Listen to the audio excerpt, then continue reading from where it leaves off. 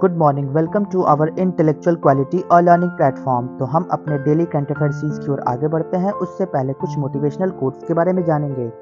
सफलता का रहस्य एक दिवसीय नहीं, उसके पीछे की कठिनाइयां भी अनगिनत होती है। तो इसलिए आपको याद रखना होगा कि हमें निरंतर प्रयास करते रहना है। सफलता एक दिन अवश्य मिलेगी। इसके लिए हमें कितनी भी कीमत चुकानी पड़े तो वो सारी कीमतों को हमको चुकाना होगा और सफलता एक दिन अवश्य लेना होगा। तो इसी के साथ हम अपने डेली करंट अफेयर सीरीज की ओर आगे बढ़ते हैं। उससे पहले आप सभी लोग टेलीग्राम ग्रुप पर जुड़ जाइएगा। यहाँ पे आपको सारे पीडीएफ प्रोवाइड होंगे हमारे यूट्यूब सेशंस के। तो चलिए 4 मार्च 2024 के सारे करंट अफेयर्स को हम डिटेल में कवर करेंगे, तो वीडियो के अंत तक बने रहिएगा। क्वेश्चन नंबर 1, हाल ही में पहला यूईएफए महिला राष्ट्र लीग खिताब किसने जीता? तो राइट आंसर होगा स्पेन। स्पेन के द्वारा जीता गया पहला UEFA women's nation legal title को जीता गया स्पेन के द्वारा। तो जानते हैं इसके डिटेल पॉइंट्स के बारे में।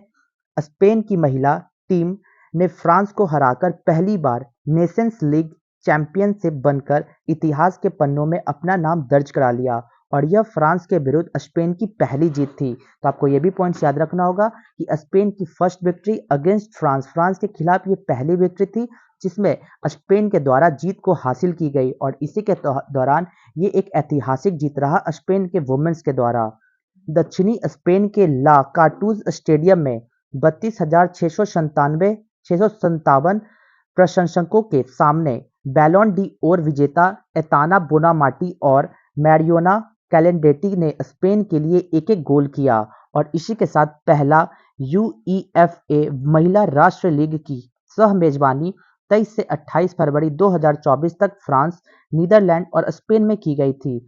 शीर्ष स्कोरर और सर्वश्रेष्ठ खिलाड़ी का पुरस्कार स्पेन की एताना बोनामाती को मिला। तो आपको ये भी पॉइंट्स याद रखना होगा कि टॉप स्कोरर के लिस्ट में बेस्ट प्लेयर अवार्ड किसे दिया गया है? तो स्पेन की एटाना बोनामाटी को टॉप प्लेयर्स का अवार्ड दिया गया। तो चलते हैं नेक्स्ट क्वेश्चन नंबर 2 की ओर। पूर्वी कमान त्रिशक्ति कोर ने हाल ही में वन मिसाइल वन टैंक के तहत फील्ड फायरिंग अभ्यास कहां आयोजित किया है? तो राइट आंसर का वेस्ट बंगाल।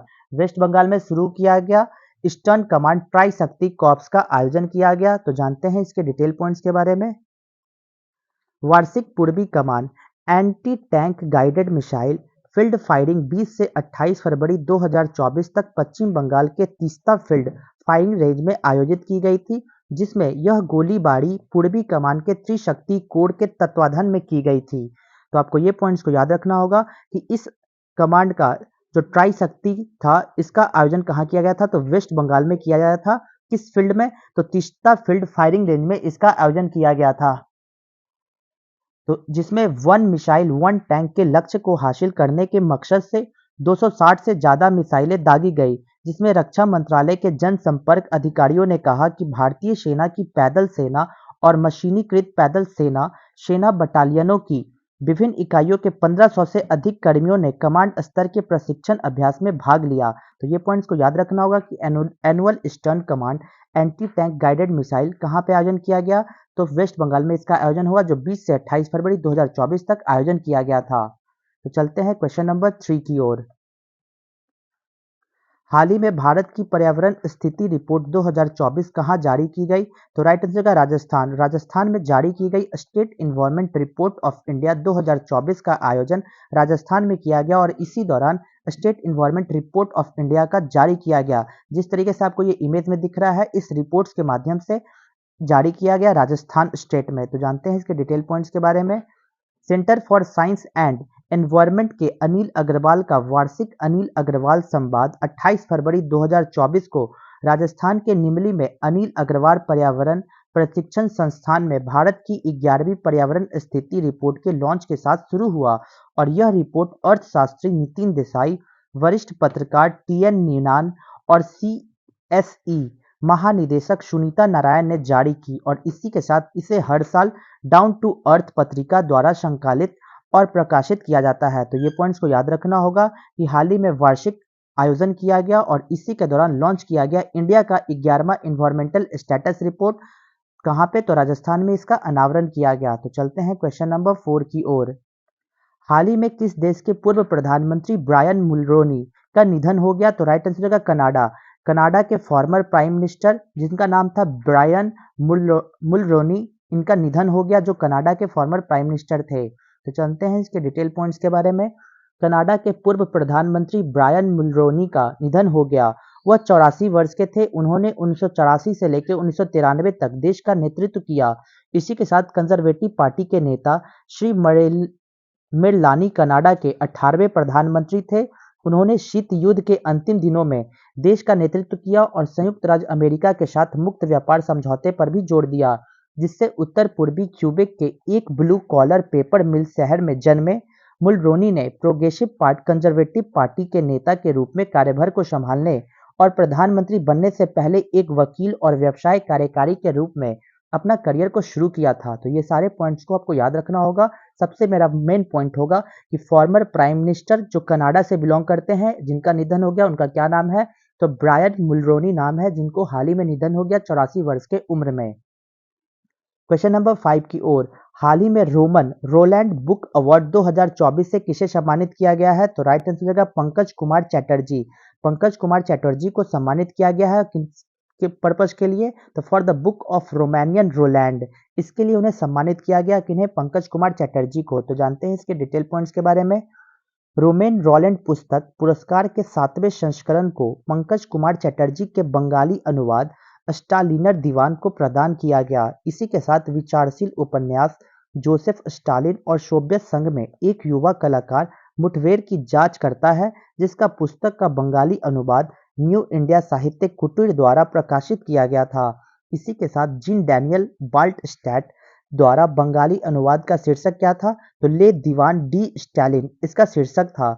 इसी के साथ इसका शीर्षक स्टालिन दीवान भी था, जिसको अंग्रेजी में शाब्दिक अर्थ स्टालिन काउच कहा जाता है। उपन्यास पहली बार 2013 में प्रकाशित हुआ था।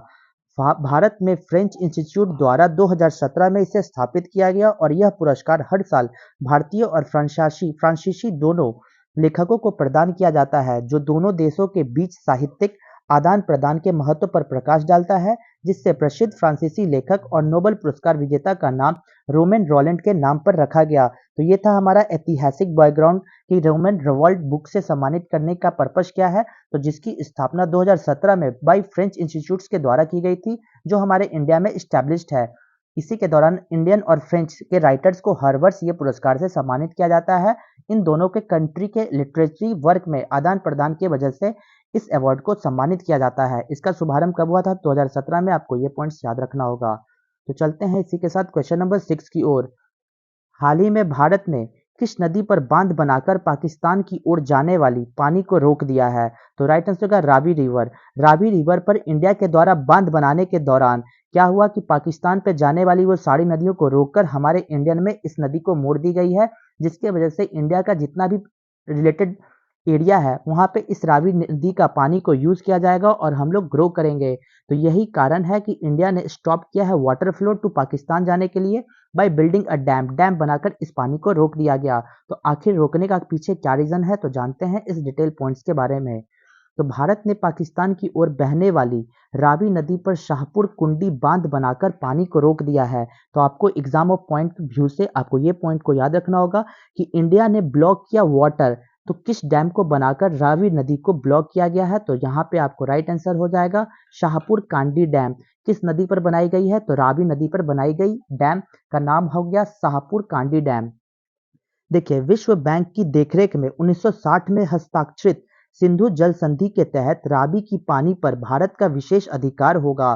तो आपको ये पॉइंट्स याद रखना होगा कि जो 1960 के बीच संधि की गई थी इंडस वाटर ट्रीटी, इस वाटर ट्रीटी के अकॉर्डिंग वर्ल्ड बैंक के द्वारा ये निर्णय लिया गया था कि जो रावी का नदी होगा वो पूरा हकदार कौन होगा? भारत, जिसमें भारत का विशेष अधिकार होगा। भारत चाहे तो उस नदी के फ्लो के साथ कुछ भी कर सकती है, और यही ट्रीटी पाकिस्तान और इंडिया के बीच में हुई थी, जिस ट्रीटी का नाम है इंडस वाटर ट्रीटी। कब साइन किया गया था? तो 1960। एग्जाम पॉइंट ऑफ व्यू से यहाँ पे आपको बहुत सारे फैक्ट्स मिलेंगे, तो चलिए इस फैक्ट्स को पूरे तरीके से कवर करते हैं। शाहपुर कुंडी बैराज पंजाब और जम्मू कश्मीर की सीमा पर स्थित है। इसी के साथ शाहपुर कुंडी बैराज के पूरा होने से भारत को रावी नदी का अधिकतम उपयोग करने की अनुमति मिलती है, जिससे यह सुनिश्चित होता है कि जो पानी पहले पुराने लखनपुर बांध से पाकिस्तान जाता था उसका उपयोग अब जम्मू और कश्मीर और पंजाब में किया जाएगा। तो यहाँ पे आपको एक और पॉइंट्स को याद रखना होगा कि जिस तरीके से शाहपुर कुंडी बैराज के पूरा जो होने से भारत की जितनी भी नदी थी, जो रावी नदी थी, उसका जो पानी फ्लो हुआ करता था पाकिस्तान में किस बांध के द्वारा, तो लखनपुर बांध के द्वारा ये सारा पाकिस्तान में पानी जाता था। अब उसका उपयोग अब हम लोग जम्मू कश्मीर के लोग और पंजाब के लोग करेंगे शाहपुर कुंडी बैराज के बनने के बावजूद।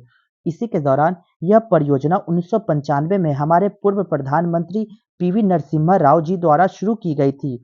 इस रिपोर्ट्स के मुताबिक ये बताया जा रहा है कि 1960 में भारत और पाकिस्तान के बीच हुई सिंधु जल संधि के तहत रावी, सतलज और ब्यास नदियों के पानी पर भारत का विशेष अधिकार होगा, जबकि सिंधु, झेलम और चिनाब नदियों पर पाकिस्तान का नियंत्रण होगा। जिस तरीके से आप मैप में देखते होंगे कि इंडस वाटर ट्रीटी किस तरीके से सिंधु नदी का बंटवारा किया गया था, तो इसी सिंधु जल संधि के दौरान ये तय किया गया था कि रावी नदी, सतलज नदी और ब्यास नदियों का हक किसका होगा, तो इंडिया का हक होगा, जबकि सिंधु नदी, झेलम नदी और चिनाब नदियों पर हक पाकिस्तान का होगा। तो उसी के निरंतर के अनुसार, उसी एक्ट के अनुसार, उसी ट्रीटी के अनुसार इस रावी नदी पर हम लोग ने एक बांध बनाया जिसका नाम है शाहपुर कंडी dam.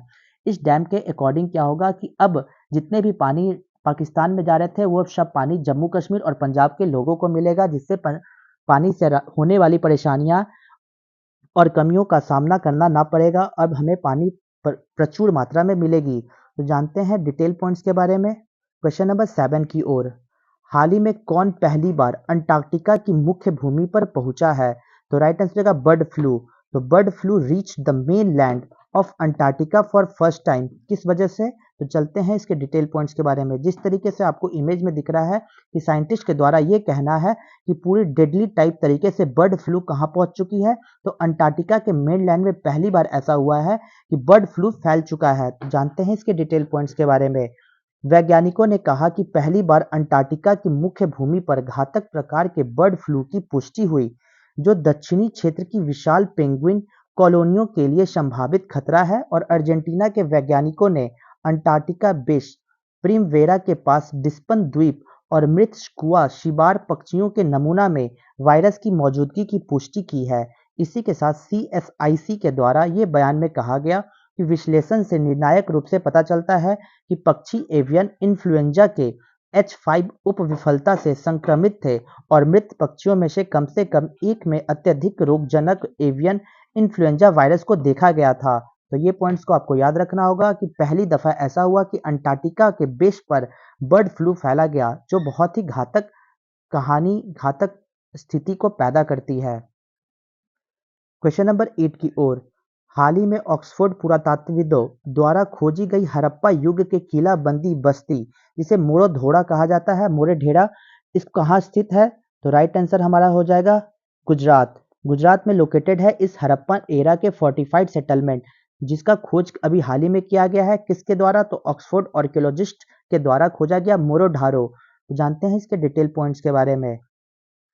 Oxford school of archaeology के पुरातत्वविदों अजय यादव जी के द्वारा और डेमियन रॉबिन्स की एक टीम ने गुजरात के धोलावीरा के पास लोद्रानी नामक एक नए हड़प्पा स्थल की खुदाई की, और इसी के दौरान नई खोजी गई साइट जिसका नाम मोरे धारोहो है, यह वास्तुकला धोलावीरा के समान ही है।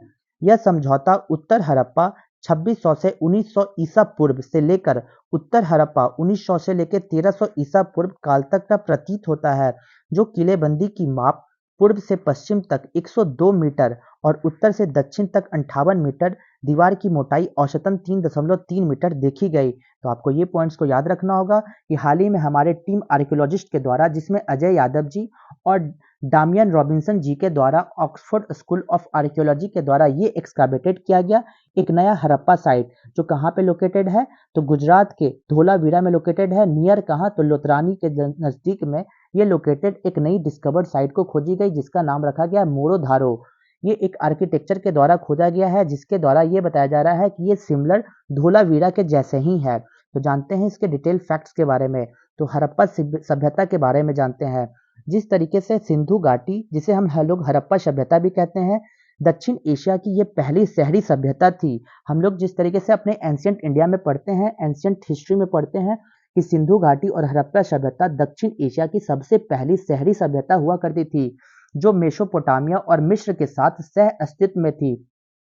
उसी दौरान देखिए कंटेम्परेरी मेसोपोटामिया की सभ्यता और इजिप्ट की सभ्यता इसी के समकालीन थी, जिसमें हमारे इंडिया के द्वारा सिंधु घाटी सभ्यता और जिसे हम लोग हड़प्पा सभ्यता भी कहते हैं, और ये पहली एकमात्र ऐसी सभ्यता थी जो शहरी सभ्यता थी।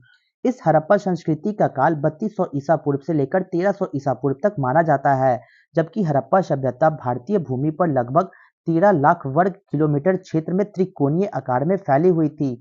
इसका विस्तार देखिए उत्तर में कहाँ से, तो मांडा जो आज का जम्मू कश्मीर है, और दक्षिण में दैमाबाद जो आज का महाराष्ट्र है। ये पूरब में आलमगीरपुर जो उत्तर प्रदेश है, और सुतका गुंडोर जो पाकिस्तान तक था, यहाँ तक फैला हुआ था हमारे पूरे नॉर्थ ईस्ट वेस्ट साउथ की ओर ये सारी हमारी हड़प्पा सभ्यता फैली हुई थी।